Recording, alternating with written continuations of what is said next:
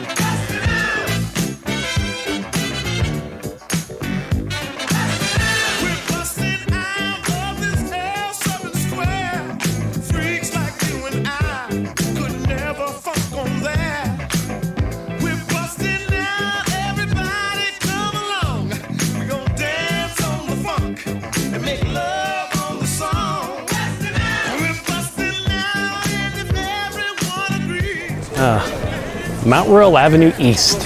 And one sure way to know that it's still summertime is that this street is still pedestrian only. So once they start taking that down, you already know that it's going to be the end of summer.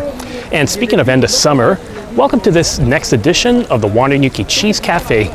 So when this episode drops, it is going to be coinciding with the very last day of summer, which, depending on who you talk to, some people are going to feel like that's going to be the real end of summer in terms of the time of the year. Other people feel like that once end of August hits, that's their end of summer because summer vacation for them is over and then they got to go back to school. But for something a bit more appropriate, that end of summer also coincides with the 3-year anniversary of me having my own YouTube channel. It's hard to believe that it's already been that long since then. But we've covered a lot of ground on that. We've done a couple of recipes at home from start to finish.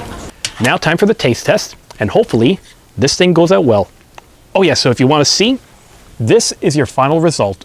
A really high quality poke bowl all together in your own house. And you could probably do this at a fraction of the cost compared to what you get in the stores. Which was the beginning of the series where I felt like when I was at home during the pandemic, that was the easiest thing to do. I've also shown off plenty of bars and restaurants around the city.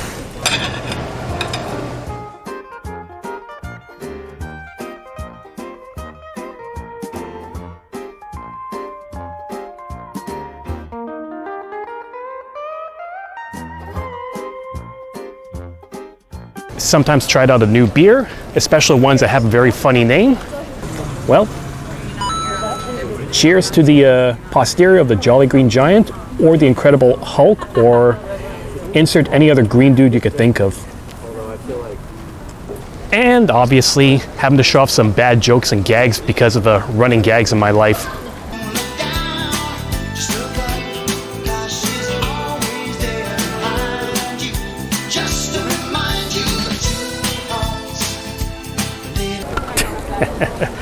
Yeah, me and the Mad Clown Parlor, always going to be a running gag to this day. But anyways, one other element about this channel that I don't really talk about much is the music that's featured on here, because if you've been following me for a while, you probably saw one type of music I would use in the past, and then I feel like over time that the style that I decided to use kind of changed the vibe, atmosphere, and even the length of it, because the new music I use for this does make the episodes a little bit longer, so it does take a little bit more work, but I like it. And at the same time as doing an end of summer episode, I am going to be making my way towards the Montreal Ukrainian Festival to be able to check out the festivities once again. So I figured it could be a good way to get started and give you a little recap and look back at some of the fun moments from last year. But before we get to that, I'm going to give you one suggestion. Hit that subscribe button below, put the notification bell to on. That way, if ever there's a new video that comes up, you're going to get a pop-up on your phone that it's ready for viewing. Oh, and hit that like button below. The more likes I get, the more the videos are promoted across YouTube. So you're kind of helping me out more than you think.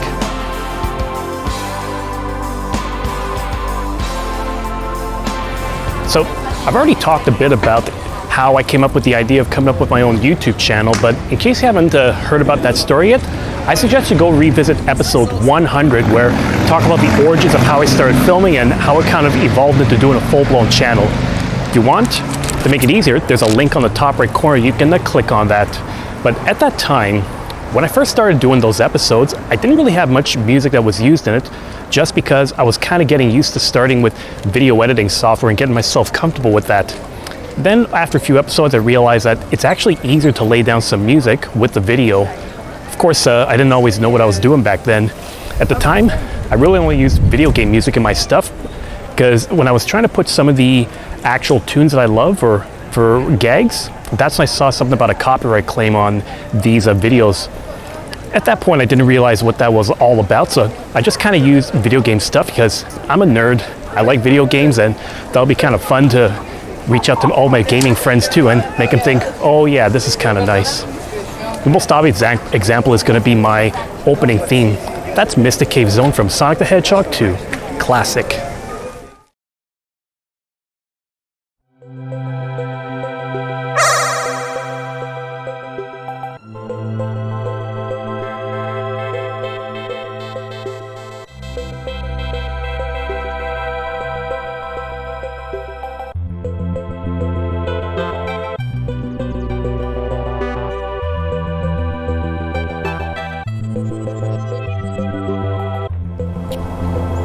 The other side of me right behind is very industrial and has a lot of machinery around there, but one area that I do recall seeing from up on top of the bridge is a small enclosed waterway, and I want to say that that was used in the 1976 Olympics for a couple of rowing events.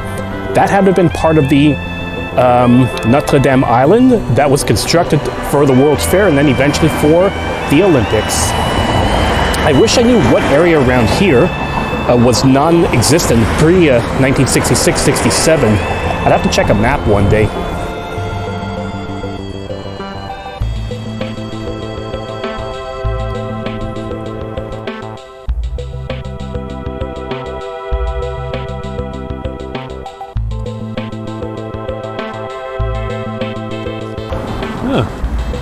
Talk about a really elaborate house. Can you imagine how much this thing would go for if it ever ended up on the retail market? Man, I'm sure it cost you like a couple million just to live off island.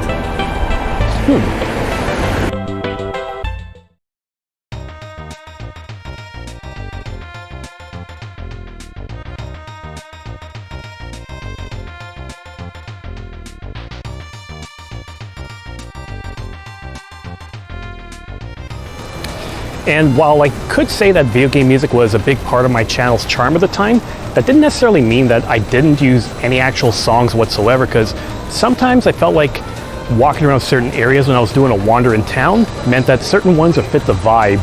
Kind of like when I was walking around the Angus shop around Rosemont, that anything that's kind of railroad related, like REM's Driver 8, that was an appropriate one.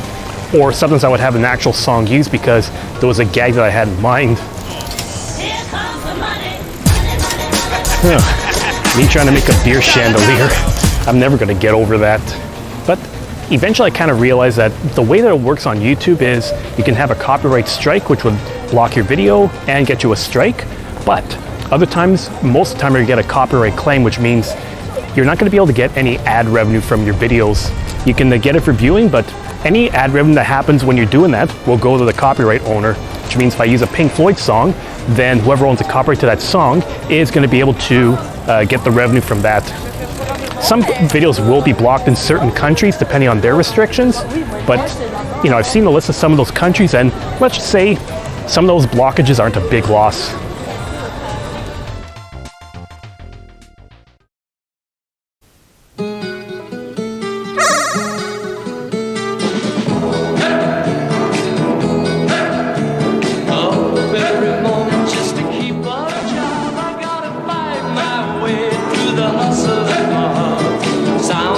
city pounding in my brain while another day goes down the drain.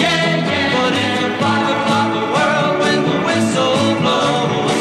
No one owns a piece of my time, and there's a 5 o'clock for me inside my clothes, thinking that the world looks fine. Yeah.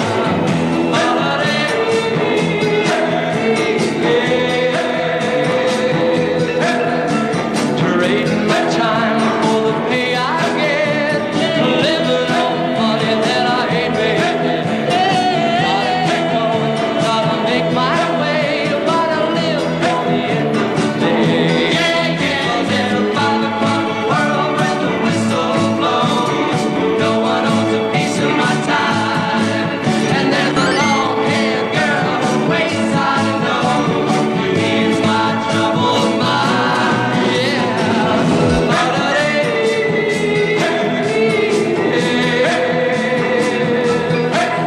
In the shelter of her arms, everything's okay. She talks and the world goes slipping away. And I have a reason I can still go on when every other reason is gone. In my 5 o'clock world, she waits for me. Nothing else matters at all.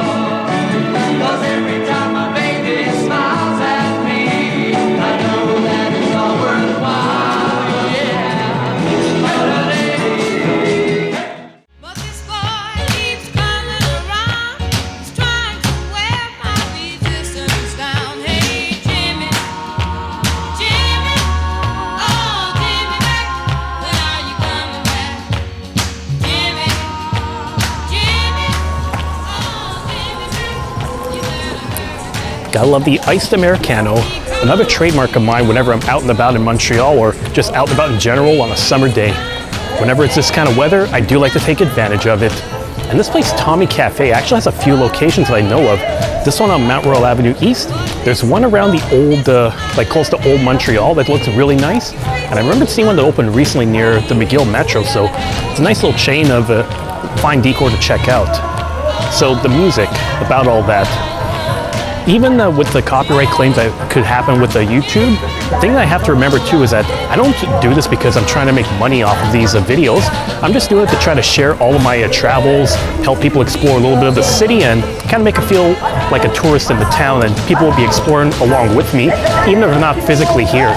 So I did kind of change my philosophy a little while ago, and I want to say that the change of my style really came around June 2022 when I recorded my Summer in the City episode.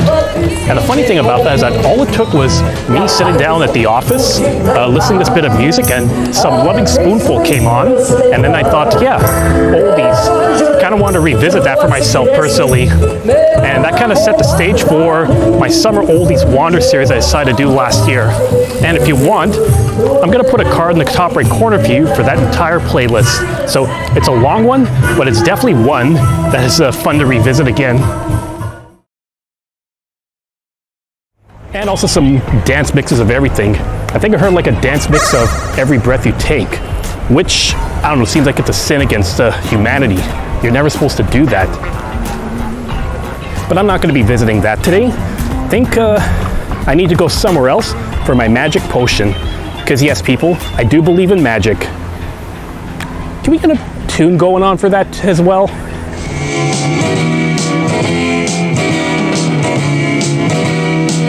Do you believe in magic?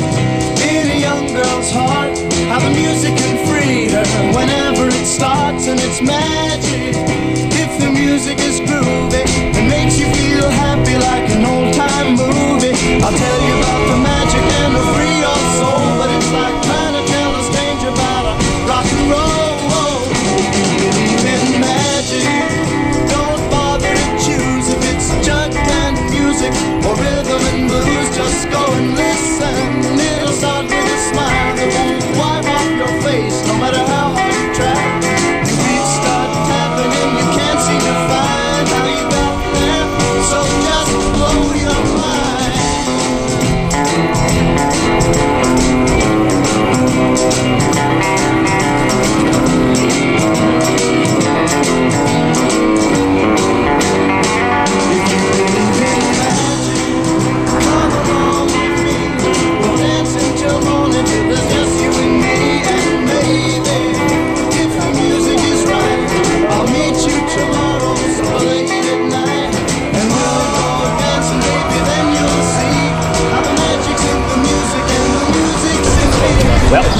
can I say?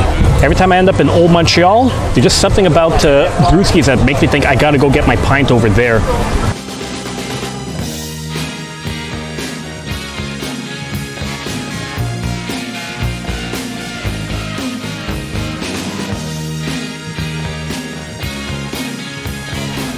And funny I'm talking about music since I happen to be right across from Les Enfants du Rock, a nice bar I've checked out from time to time either on my own or even with some friends. Everything I can see here is basically music themed, so if you're a classic rock fan that likes a lot of the decor here, it's worth a visit. Yeah, super nice. But if you're wondering why I made it a summer oldie series last year, well, it was actually a bit more of a nostalgic reason because you obviously know, if you've been following me since last year, that what happened to me personally, so it's kind of coping with a lot of that. But I guess one other thing I was thinking about was all the music that I might have heard when I was growing up, either stuff that my mom might have been playing or what I heard in my dad's car when we used to be doing drives all around, mostly when we were visiting grandparents within Rosemount and St. Leonard, so that's kind of what I was doing, is like revisiting that.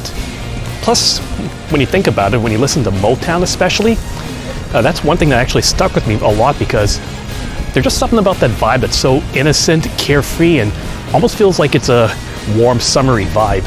If there's anyone out there that really hates Motown, I don't want to meet them. They're probably just an asshole.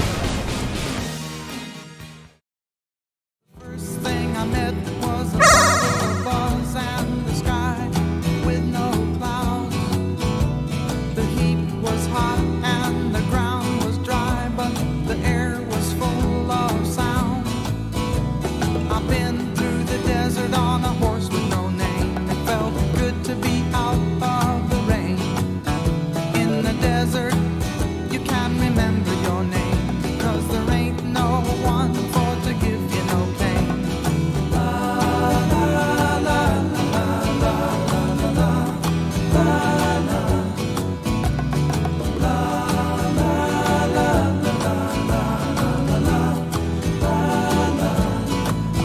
After 2 days in the desert sun, my skin began to turn red. After 3 days in the desert fun, I was Very nice and quiet right here, and that's kind of how I like it. I know eventually it would kind of get a little bit more vibrant once you get further into the day, but it's still early afternoon, so I'm more than okay with that. And just in case you don't even know where I am, well, first off, if you've been watching the video and you don't know where I am, you got to open your eyes while you're watching this. But it's easy to tell just by the water tower that I have right in the back. This place is called Brasseur de Montréal. It's a microbrewer, and you could get a lot of their stuff in stores too, in like 12 packs and variety packs. You could even get some 4 packs of tall cans and a whole bunch of stuff. I used to see this from time to time in other bars. And I remember Sir Winston Churchill pub on Crescent Street started to get the Griffintown Blonde very regularly. So that was kind of my first exposure to this style of beer. But as time went on, it seemed like they made more styles, different ones, and there's even limited edition ones.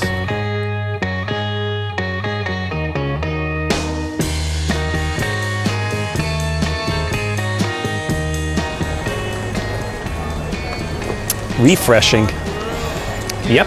Oldies music was something, like I said, that I wanted to kind of feel nostalgic about, but at the same time, use that to kind of honor my parents' memory.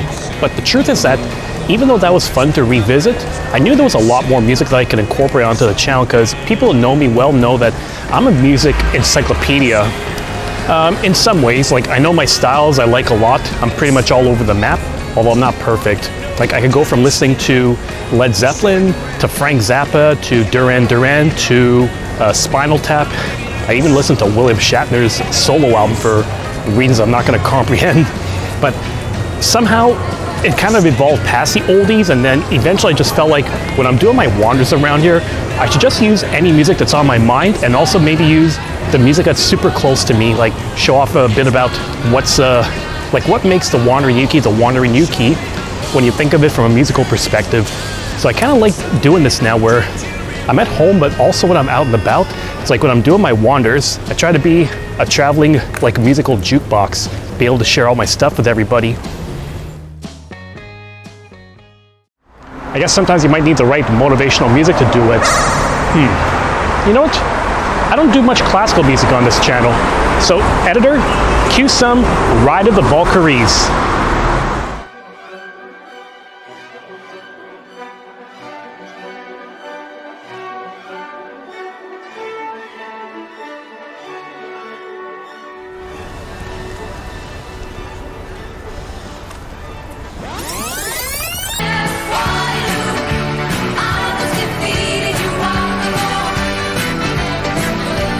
water must have taped over that.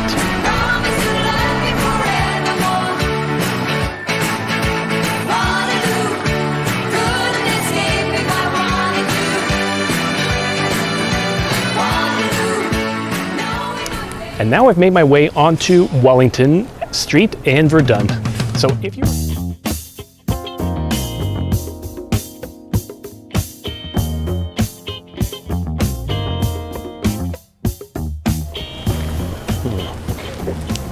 I did say earlier in the recording that I feel like that the change in musical style on the channel also kind of changed the length of it.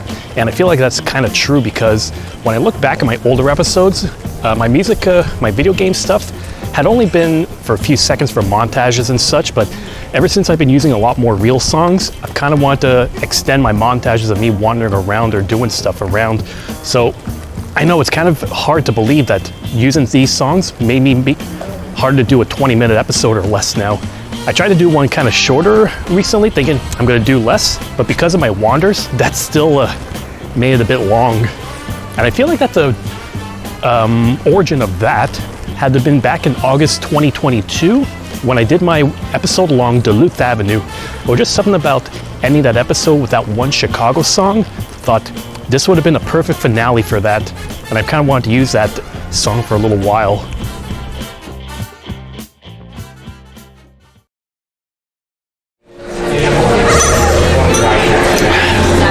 Yep. That's one of the things I'm enjoying now about being comfortable enough to come back into Montreal in the latter half of the pandemic is the sense of exploration and all these other places I never would have checked out when I was pre-pandemic.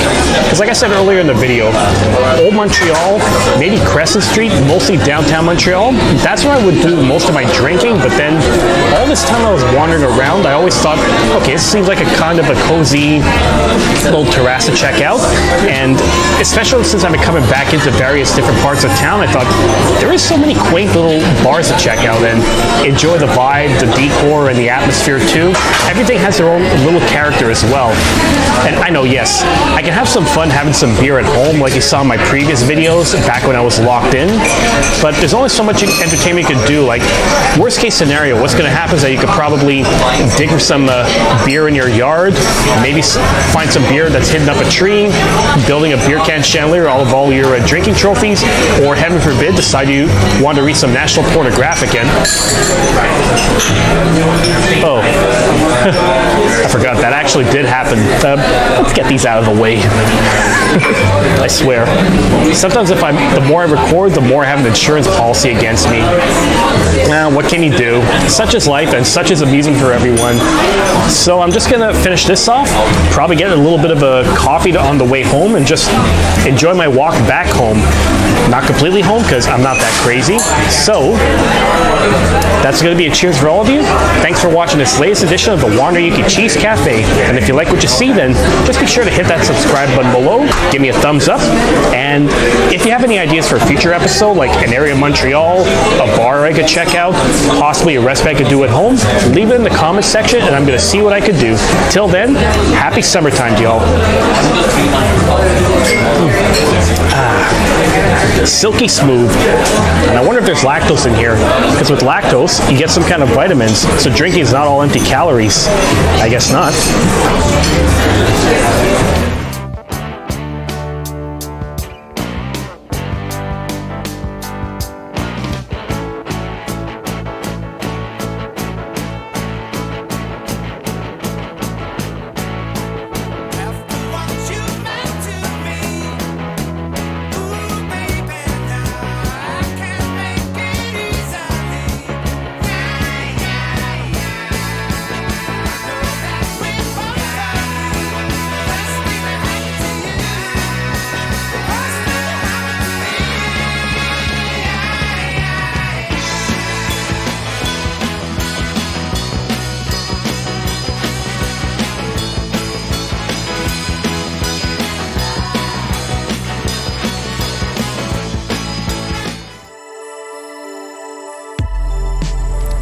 So as you would notice on the channel for the last several episodes actually, the majority of my new videos have all consisted of me wandering the streets of Montreal, since I'll admit, when I was doing some segments after being on vacation in Spain, this was my original intention when I was doing these videos, just use those to show off places around Montreal where you could grab a drink, maybe have a nice meal. I just didn't expect that they would evolve over time into longer episodes of me record my entire wanders. When I was first doing them at first, it was just small snippets.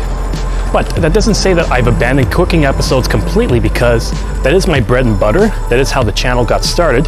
So I try to revisit it from time to time when I'm doing the recipe at home from start to finish, or especially if I'm going to be doing some barbecuing. And then I could also tie in some music that I enjoy from time to time when I'm doing this stuff. Like, perfect example would be some heavy metal or black metal, maybe death metal, because that does kind of fit the vibe sometimes when I'm doing a Halloween episode. If I look like a ghoul, or as my friend Dave in the comment section would say, I would look like the Rancid Path. And what would be more badass than looking like that while blasting some Dimmu Borgir or Typo Negative?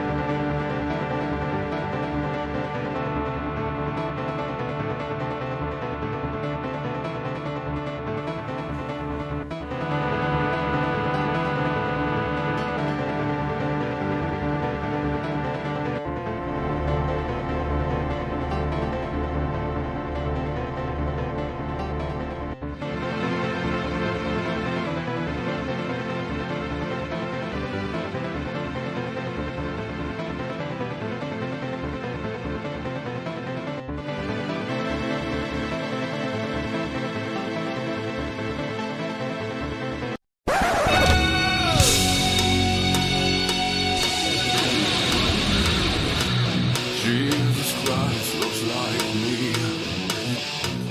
Jesus Christ. Jesus Christ looks like me. Jesus Christ.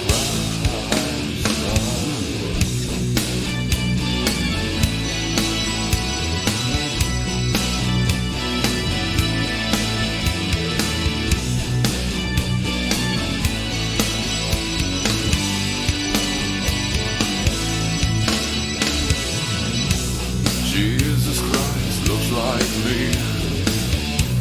Jesus Christ. Oh, Jesus Christ. One. Despite the fact that I have a Black Sabbath shirt on me right now, that doesn't mean that something like Madonna is off limits, because if I have a good gag in mind, then for sure I'm going to want to use that. And also I'm a bit of a Madonna fan too. Told you I like to listen to everything and I'm all over the map. So that means if I think of a good gag, it's there. And this also ties into my YouTube shorts, because ever since I've been doing them the last year, I find that the number of subscribers have actually shot up. Like, I feel like at this point I'm at 172 as I'm recording this, which is nice considering that this was only a hobby for myself and wasn't really trying to be an influencer. And what that means is that I probably used some musical gags in the past before I really knew a thing or two about production, but sometimes I would even recycle my jokes, or aka I would be recycling cheddar, for lack of a better term, because some of those people probably haven't seen those videos over those 2 years, and it's a good way to kind of revisit recipes and also jokes to make them laugh. Perfect example is using Madonna when I'm making a beer can chicken. So, 3-pound chicken, then get your gloves on to get it on. And if you've done it before, you know it's sensitive, because basically you're going to be putting this up a chicken's butt. So what you got to do, you got to show some courtesy. Open up your chicken, look it in the eyes. Unless you go to a Chinese grocery store that has a chicken with a head on, then that's going to be out of the question. Look at it, get its permission, and if it says yes, apply it. Otherwise, You're a sick bastard. I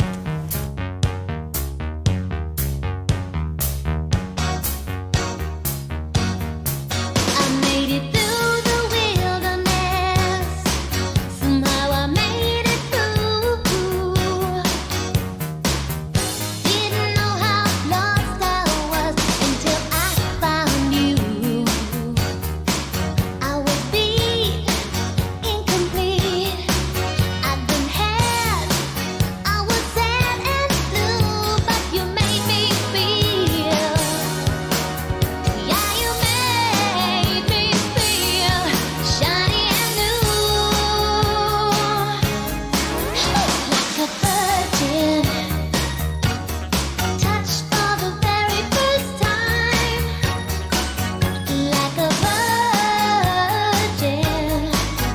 When your heart beats next to mine, gonna give you all my love, boy. Some of those recipes I would do would tend to be pretty simple, but there are a few recipes I would try to do from start to finish that could be a little bit complex depending on who you talk to. And for a guy that calls himself the Wandering Yuki, Yuki is a pretty short way and a cute way of saying Ukrainian. It means that I can actually show off a few Ukrainian dishes that people probably know about. I've shown off what kovbasa is. I've done borscht, even the pierogis or vareniki as they call it. And that was actually my theme for last year's Christmas episode.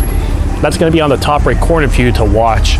And it's a pretty complex thing. Where I wouldn't say complex in the process, it's very time consuming. Because if you're going to be doing a batch of that, that requires a good 4 hours to do. Sometimes a bit longer because when I'm trying to record that, takes a little bit more time to get done. And yeah, it's a nice way to show people that this is how you do it. And it's a way to show off my heritage at the same time. With a good musical backdrop, of course.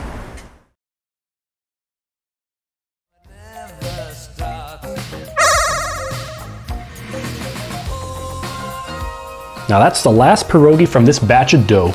So I'm all out of dough over here, and I'm gonna have to whip up another batch, maybe 2 batches, depending on the amount here.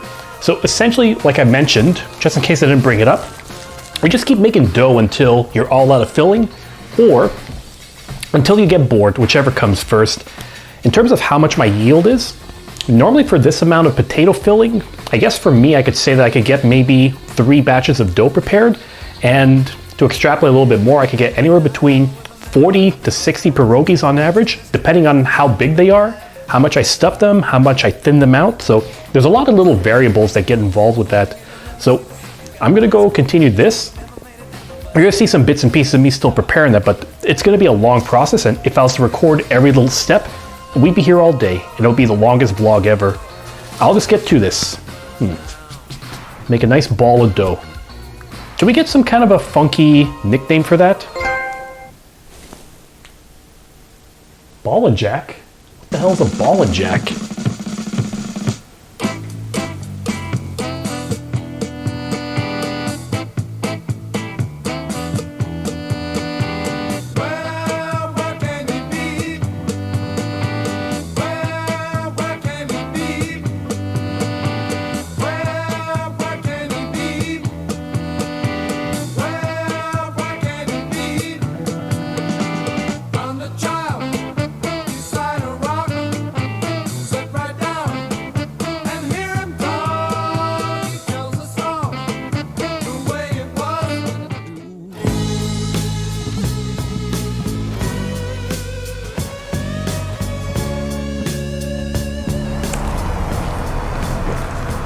And because of the setup and the nature of my episodes, most of the time it's just me talking to the camera alone and just editing it.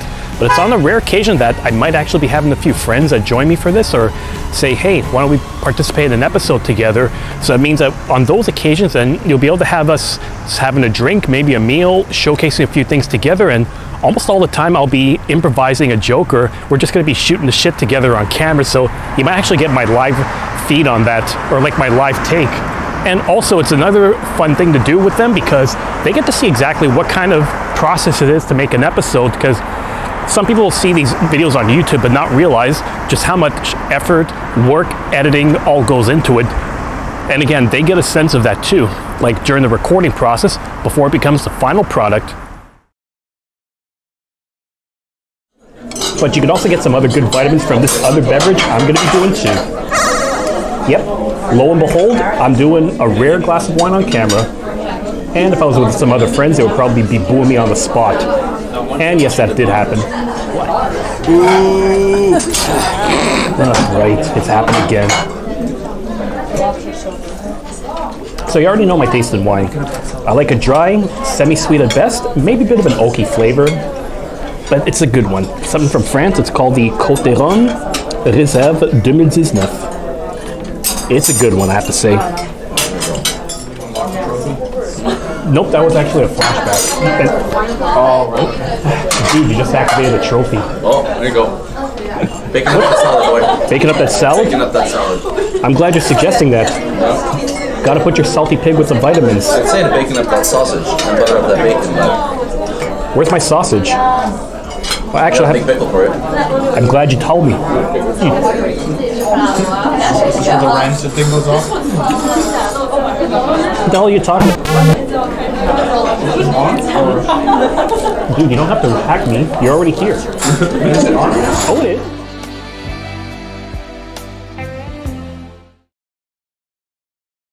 Point is, a rum and coke in a pitcher.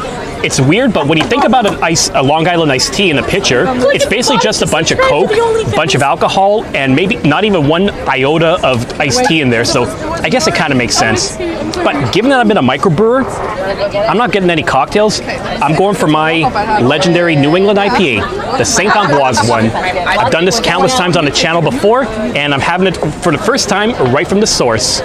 The only downside is I'm getting the Griffin glass. So actually, could you give me your glass for a second? Sure. Yeah, I was kind of hoping to get it in the St. Ambroise New England IPA glass with the flaming hops over here, because I just love this. I look at this and I think, this feels like something out of Super Mario Brothers, like if you're having a fireball. So I guess I could say that if you're drinking this, it's equivalent of getting the power up so that you get strong enough to be able to stomp on Goombas and whatever other adversities that come your way. I fucking hate Sledge Brothers. Okay. Point is, cheers. So here's to the St. Ambroise New England IPA, fresh on the spot. I may take a picture.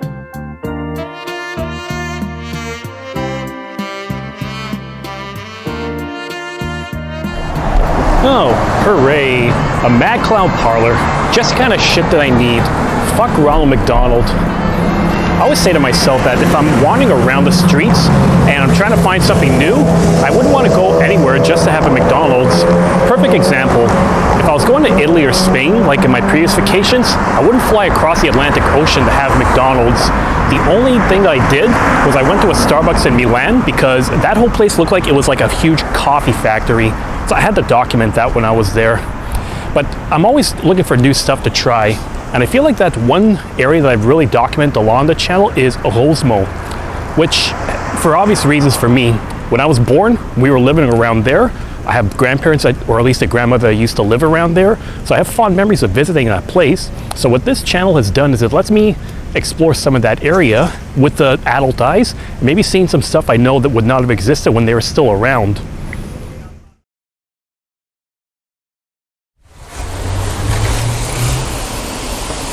Havre-les-Torches.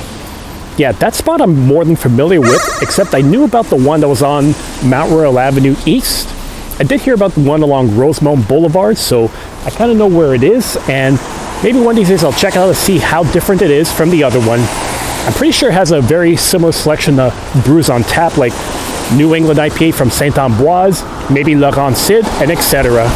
So pretty awesome visit over there, and I'm going to be making my way to a different stop along the way. I don't know what I'm going to have for supper, depends on what's on the selection, but as in terms of brews, I kind of have an idea in mind. You know, we'll see what we do. Kind of funny. Havre-les-Torches, I knew about that, but I passed by here a few times and never noticed it until today. It's like I keep saying, you walk along the same streets, you kind of discover something new all the time, and sometimes repeating the same place.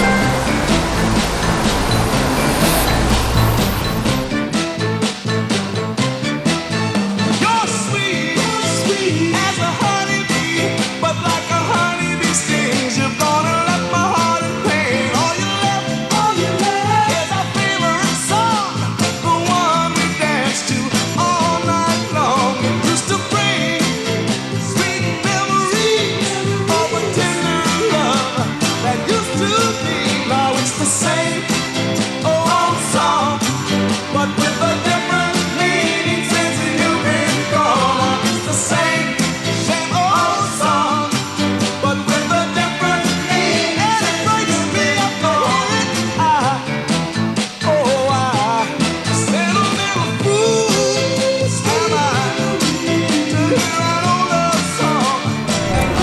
Okay, it's quite nice.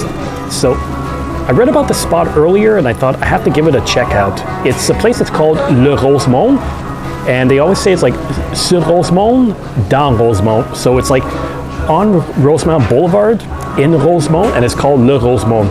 So this is kind of like the restaurant equivalent to having a song that's named after your band on your self-titled album. Like, perfect example I could think of, there's a song Black Sabbath by the band Black Sabbath off the album Black Sabbath. It's the same thing for, let's say, Iron Maiden, Bad Company, and I'm probably thinking of, there's probably a lot of other examples out there I'm not remembering now, so if any of you music nerds out there want to tell me about it, leave it in the comments section.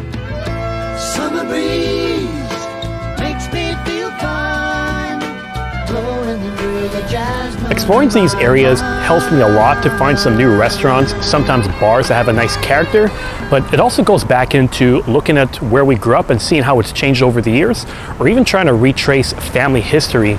Because within the last year, that's actually been another big theme of my channel when I'm doing my wanders, is finding out that maybe my grandparents have lived around certain areas of Montreal, and then trying to see where that house is located, and sometimes if it's still around too, because, you know, with things being built in the early 1900s, over the last 100 years, or actually over the last century, it is possibly might have been demolished or changed into something completely different, because you never know.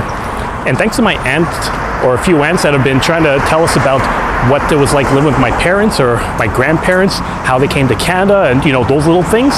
That's been a fun thing to kind of redo and see. Maybe I found my grandmother's apartment when she first got to Canada, or when she first married my grandfather. So it's like neat little trivia sometimes. Or even to see that I've been walking around areas so many times without knowing, hey, they were living here. The more you know.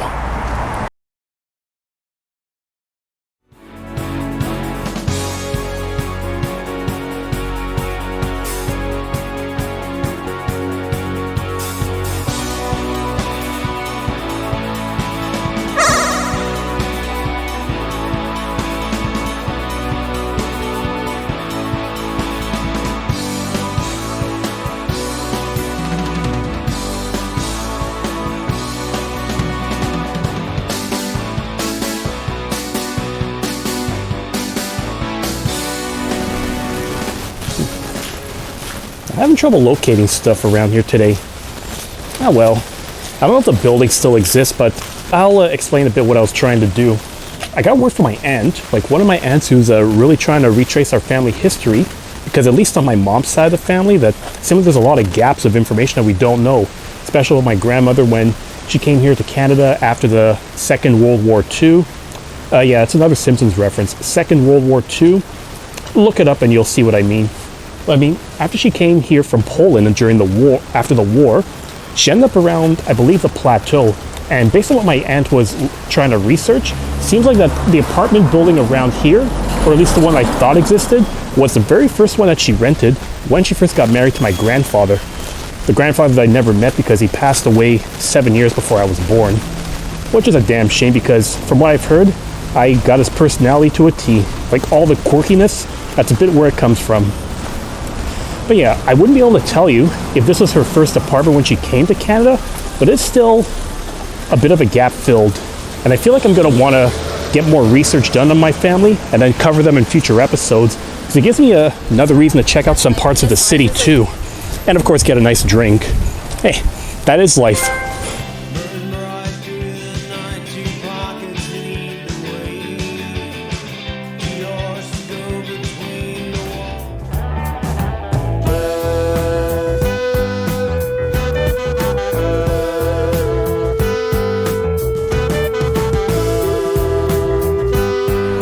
So finding out where my grandparents were living after they came here, after living in Ukraine, Poland, or wherever they were during the war, it's been kind of fun. But one thing I've tried to do too is look at where my dad was living at the time, because honestly, it's been around 26 and a half years since he had passed away. So I feel like mostly what I have are a few memories here or there. So I never really had a chance to ask him about some stories about the grandparents or other stuff.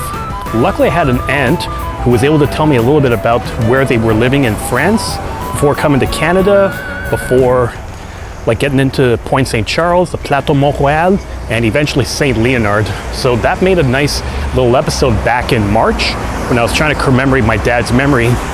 If you want to watch that one, keep in mind that one took place during the stormy season, snowy season. There's going to be a card in the top right corner for you to check that out. That's one that I'm really proud of because I was able to share a little bit about my dad's story, if a bit on the heavy side, because I was trying to look back at memories and took me back to the day when I got the news that he had passed away. So it was a bit of an emotional roller coaster. Still, no regrets. Glad I put that one together.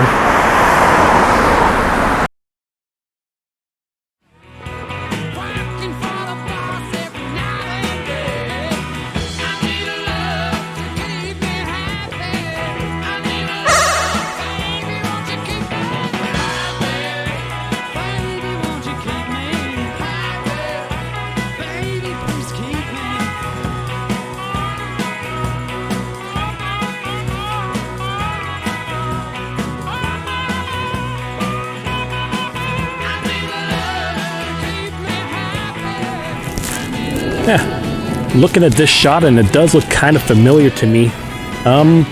It's mostly on the right-hand side that I see, because some of those buildings there on the roof, those still look pretty much the same. Left and the other side here, I feel like it might have been redone and reconstructed into new buildings compared to what it was, but what I was looking at on here was a photo of my dad from like 1961. So Clark Street is where they moved to around 1955, so it means that they only really lived around Point St. Charles for a year after he was born and then moved to this area. Wow. So that means I'm just a little bit south of Prince Arthur Street and a bit north of Milton. Milton is pretty close to another microbrewery I visited from time to time called Benelux, so I know the area, just didn't expect to have that kind of relevancy. Okay, wait a minute. Yep, those buildings look very much the same. Amazing.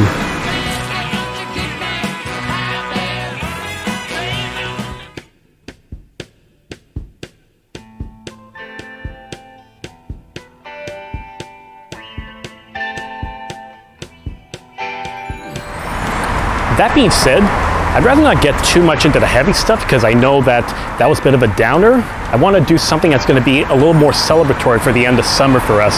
So let's switch subjects back to how I choose some of my music when I'm wandering. Obviously, because I'm a Led Zeppelin fan, Rush fan, I try to squeeze those in when I can, despite the fact I have probably 5 viewers that hate Rush and think I'm an idiot for liking them, and to which I would say, go throw a rock at yourself. I don't care. Other times, I might be doing an episode with a musical backdrop because I've been listening to certain artists all day and I feel like, you know what, I'm inspired. I kind of want to use that stuff. Good example is when I did a little walk around Montreal last year, and I was thinking about a tribute to my mom on her birthday. I ended up doing a full episode with Elton John music featured there. And even like earlier in the summer, I did an episode with Stevie Wonder music when I did a trip around Mile End, some parts of Rosemont, and eventually made my way to Larry's Diner on the Saint Laurent Boulevard. That one was kind of nice because Stevie Wonder, he's one of those artists that feels like he's a national, even an international treasure. You really cannot hate the guy. He makes so much lovely music. I feel like I'm gonna have to come back here once again to try a few more and maybe get some friends to join me because it's nice, spacious, good selection of beers. The food, I'm sure it's gonna be awesome if I ever give it a shot. And yeah, another good exploration and discovery up in Rosemont. And it's still pretty early, relatively speaking, so that means that I could get to my final destination for supper very soon. And I kind of know where I want to go to end things off, so hopefully I do get a spot on the terrace. And I'm hoping too that they get a little bit of microbrewery or at least good beer on tap.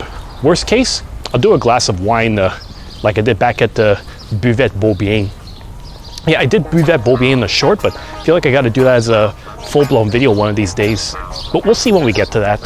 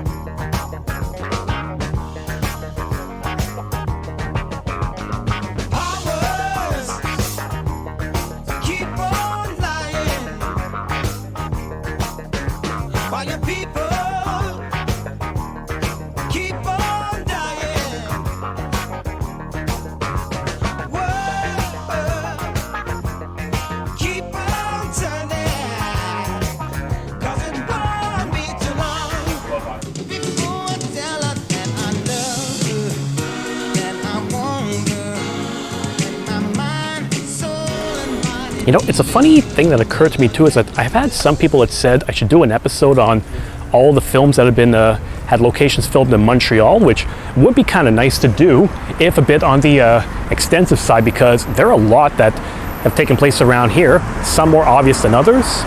Other times I might want to do one on the musical scene in Montreal. I know I've made some references of what Montreal bands in the past, but one of the best known examples was Men Without Hats. They did the song The Safety Dance, and yeah, this is probably familiar territory, but I'm gonna repeat it. They did that, and they're actually Ukrainian, and also natives of Montreal, which I thought was kind of awesome. And I did actually cover that when I went into Outremont to do an episode on Lester's Deli over in, well yeah, Lester's Deli in Outremont. And the reason for that is because a lot of the members of Men Without Hats were brothers, and they grew up around that neighborhood, so it was like, yeah, nice way to get a good smoked meat sandwich while tied into Montreal music history.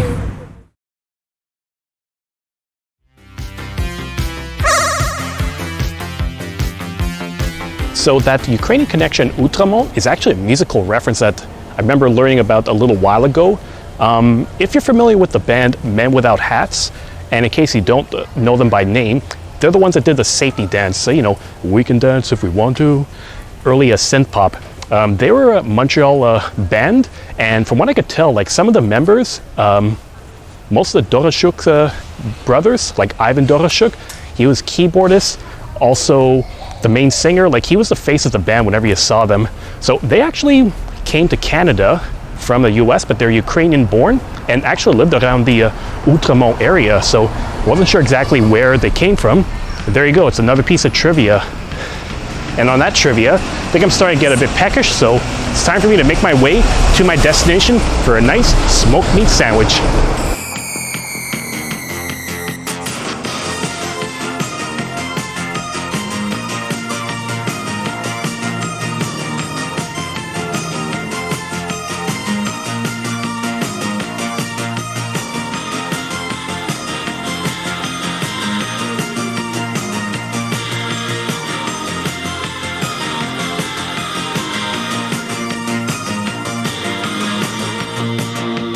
Walked around in circles singing. Oh, I said we'd walk around for practically forever singing.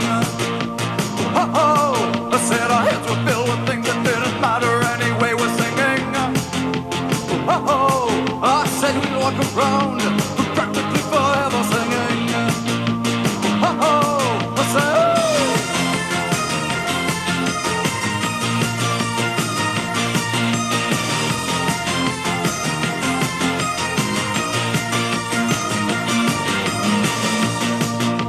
Walked around in circles singing. Oh, I said we could walk around for practically forever.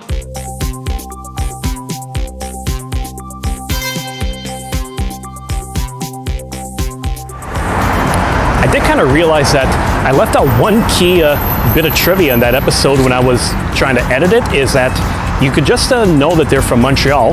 And, well, one thing, there's one song called, what was it again? Yeah. I Got the Message. You'll hear they're starting to speak a bit of French. But the other key one is watch the music video for Where Do the Boys Go?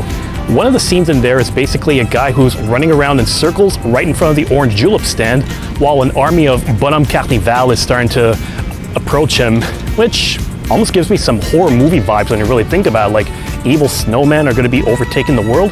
Give me a fucking break. Yeah, very funny. Yeah, the trophy is another thing that's happened a lot over the last year. I feel like that was episode 101 where I started to make that a bit of a running gag when I was doing my walk from downtown in Chinatown up into the Hochelaga area close to the Olympic Park, and then eventually to La Succursale on Masson Street. Hard to believe it's been like a year and a half since I recorded that episode. At least I think it's been. But tying it back to Ukrainians, a big part of why I wanted to do this episode is because I wanted to do a little walk before I get to the Montreal Ukrainian Festival. So I've already covered this extensively last year. If you want, I'm going to put a card to the top right corner for you to watch that so I can give you a bit about the history of it and also how it ties into my story about it. But basically I've been going there since the 2010s, but that's been taking place over at the parks even longer than that. And it started off kind of smallish, there is a bit of a Ukrainian community here, but the festival was smaller, but over time it got more and more popular, so the parks are getting bigger and bigger. And I feel like last year was the first one. They did it one day over at Maisonneuve Park, one of the largest parks in Montreal. They made it even more of an event.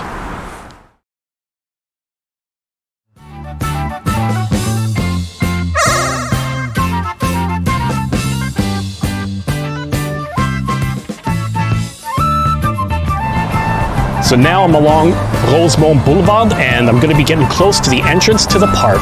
And if I know my geography correct, this is around what they call the new Rosemount area, not like the old Rosemount. This one area around here, I remember it has some bungalows, actual standalone homes, and some newer buildings compared to the other parts of Rosemount that I knew pretty well.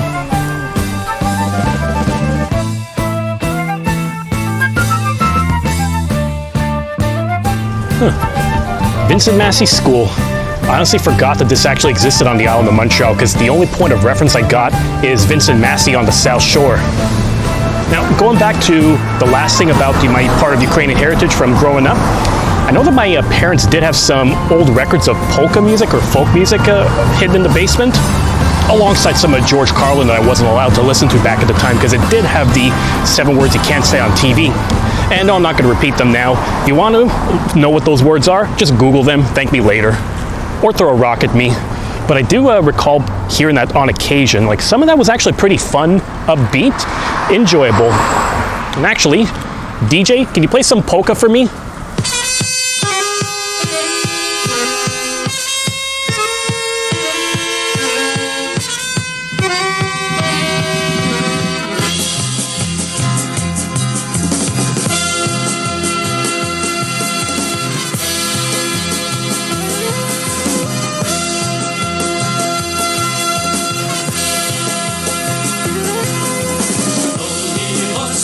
Маємо приємність привітати вас на нинішню забаву. Забудьте роботу, не дбайте за погоду, трохи звеселити ми маємо нагоду. Будьте роботу, не дбайте за погоду, трохи звеселити ми маємо нагоду.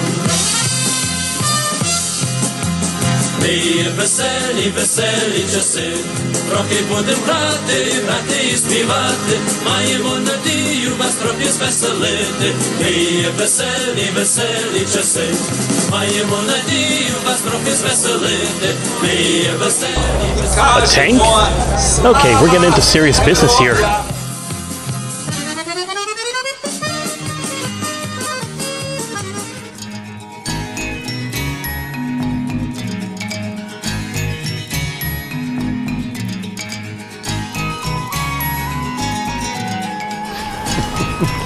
So to give you an idea of just how good my memory is, which would kind of trigger with my fellow stooges a reaction of, how do you remember this shit?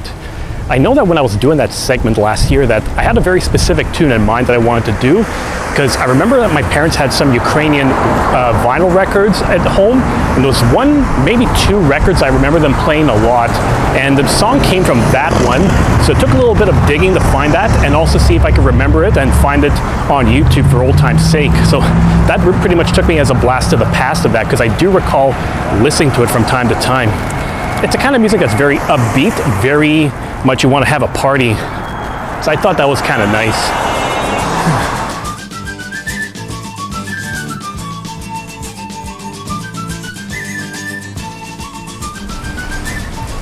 The Botanical Gardens.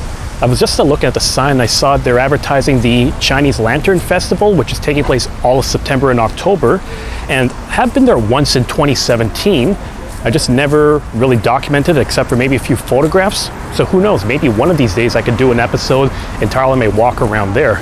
Because let's face it, as long as there's new events that are going on, new restaurants to discover, new bars to visit, different types of cafes, I feel like I'm going to have enough material to be working over the next couple of years. The only difference, or the only thing that might change, is how much energy I'm going to have a decade from now. Will I still be able to do the same kind of walks that I do now? That's a tough question, but that's something that only time will tell. All I can tell you now is that I've done a really nice walk from the plateau up to the Hochelaga Maisonneuve area, borderline Rosemont, and I'm right in front of Parc Maisonneuve, where the Montreal Ukrainian Festival is taking place.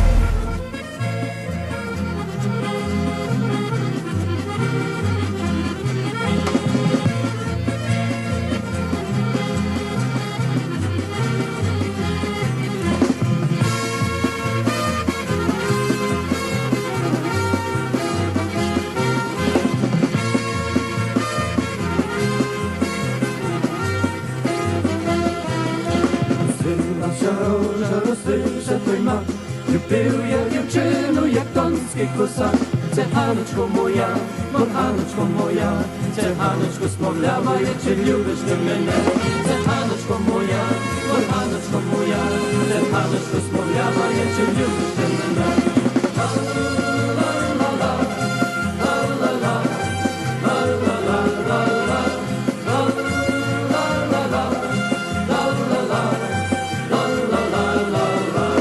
Люблю козачого, люблю тебе, тільки не знаю, чи любиш ти мене.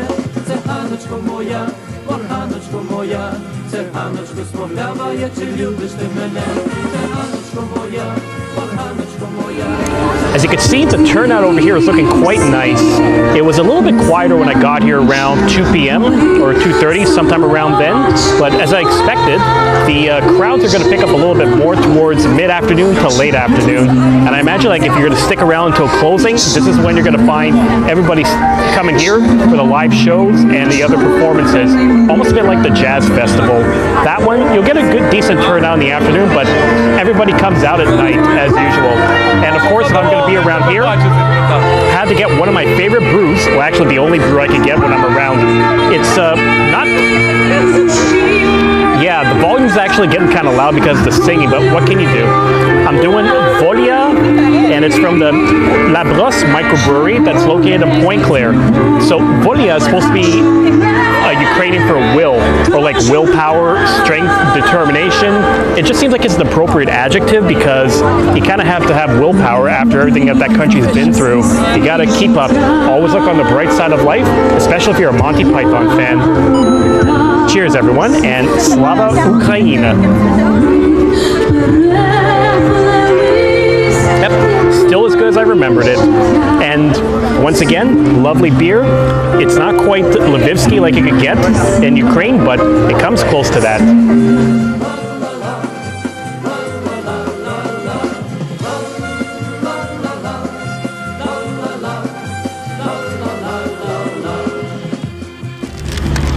You know, I would not be able to go to the festival and not go for the varenikis over here because obviously there's only so much I can drink without having some bite to eat.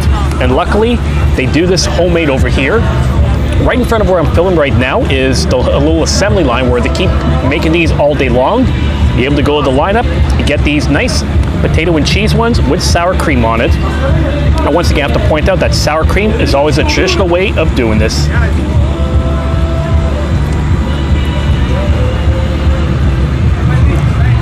Delicious.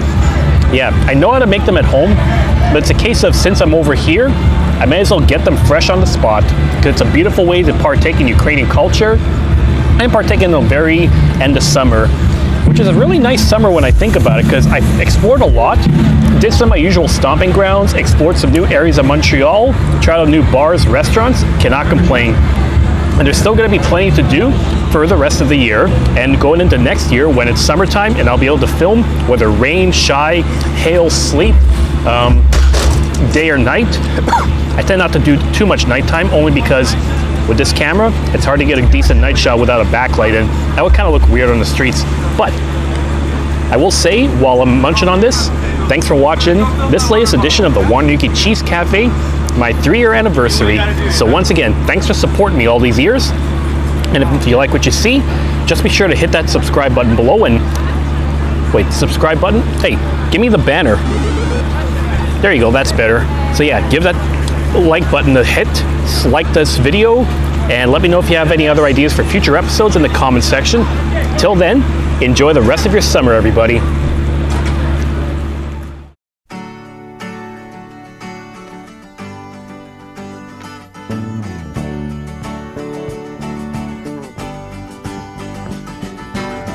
Peeking down through fields of green on the summer side of life. His love was right. There was no illusions on the summer side of life. Only tenderness. And if you saw him